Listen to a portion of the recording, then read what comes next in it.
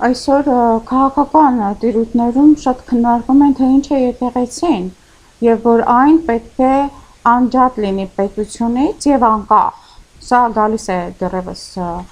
ուրեմն այդ ֆրանսիական հեղափոխությունների դարաշրջանից մասոնական դևիզը եւ բոլոր դարաշրջաններում եկեղեցին վեր է եղել պետությունից։ Եկեղեցին բացարձակապես Աստծո արքայությունն է երկրի վրա եւ նա անսխալական է իր բարոյական եւ դոգմատիկ ուսմունքի մեջ եւ նրան տրված է բացարձակ իրավունք, որպեսզի բոլորը հպատակվեն այդ բարոյական դոգմատիկ օրենքներին կամ պիտի պատժվեն։ Պատիժը կոչվում է անաֆեմա։ Ահա, եթե գնում ենք պատմության մեջ, տեսնում ենք, որ այս պիղծ Արավամոլ պապ թագավոր կոչեցյալը թունավորեց եւ սպանեց Ներսես մեծին եւ դրա համար վճարեցին ամբողջ հայ ժողովուրդը, Հայաստանը ոչնչացվեց։ Եվ ահա այս անեծքը անաֆեման գալիս է եկեղեցուց, ահա տեսնում ենք Լեո 10-րդը ինչպես է անաֆեմա դնում Մարտին Լյութերի վրա, ով անպատվում էր եկեղեցուն ամբողջ էությունը հիմքերը քանդելով, ժախտելով եկեղեցու 7 խորհուրդները եւ ահա տեսնում ենք, որ այս խելագարը ի վերջո իր պոռնկական կյանքը վայելելուց հետո ինքն իրեն կախեց։ Մարտին Լյութերը կախվել է, այդ մասին չեն ասում, բայց դա փաստ է։ Եվ ամիշ տեսնում ենք, որ մանավանդ պապի անեծքը եւ անաֆեման աշխատում է։ Ինչպես տեսնում ենք նաեւ պապ Պիոս 7-րդը, ինչպես է անիծում, դնում է անաֆեմայի տակ Նապոլեոնին եւ շուտով նրա վերջը եկավ։ Ոչ մեկը չի օրհնում այս տեսակի պիղծ քաղաքականներին, որոնք կատարում են սպանություններ, ավիրվածություններ, հիմնված ինչ-որ փիլիսոփայական կամ իրենց խելագարության, ասենք, հիմքերի վրա, ինչպես պատահեց դա Հիտլերի հետ, որի վրա անաֆեմա է դրել Պիոս 11-րդը։ Հիմա եթե անդրադառնանք դրան, ասեմ, որ Հիտլերի հրամանով 520 թվականին հիմնված Մոնտե Կասինոն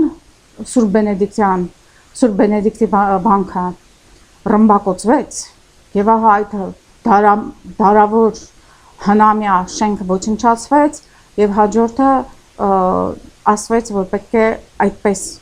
ռմբակոծվի Վատիկանը եւ ահա Պիոս 12-րդ պապը գնաց որոշակի զիջումների Մուսոլինիին օգտագործելով եւ դուք կտեսնեք, որ մինչեւ այդ ահա Հիտլերը ձերբակալում էր կաթոլիկ քահանաներին Եվրոպայում, որտեղ նրանք դեմ էին իրեն, բայց որոշակի պահից հետո նրանք սկսեցին համագործակցել, որովհետեւ այդպես նրանք փրկում էին քրիստոնյա համայնքը,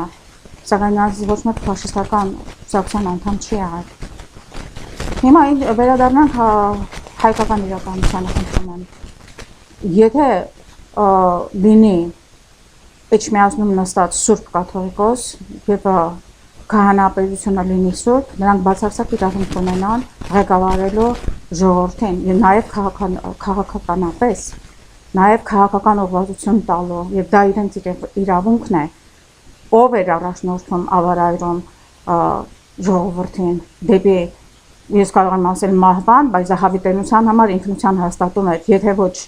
ահա ռևոնդյաց սրբերը։ Եվ այսօր Հայաստանը պարտվեց, որովհետև չկային այս սրբերը, որ առաջնորդային եւ ոգեշնչային ժողովրդին կանգնելու հանուն իրենց հայրենիքի եւ հայրենիքը տրված է Աստծո կողմից, ոչ մի թափառաշրջիկ ազգ չէր կարող հայության վրա,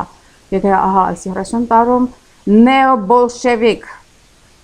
Քրիստոսա ատյաց, Քրիստոսին ատող այս դրածոները չհամագործակցեին օտարների հետ եւ հենց իրենց թուրքադբեջանցիների կագեբեի հետ։ Ինձ մի համարեք ոչ մեկի պաշտպանը, ես բոլորիդ գիտեմ, մավանդ այս վերջի դրածող խամաճիկը, ինչ լավ ընտրեցիք, ոչ խելք ունի,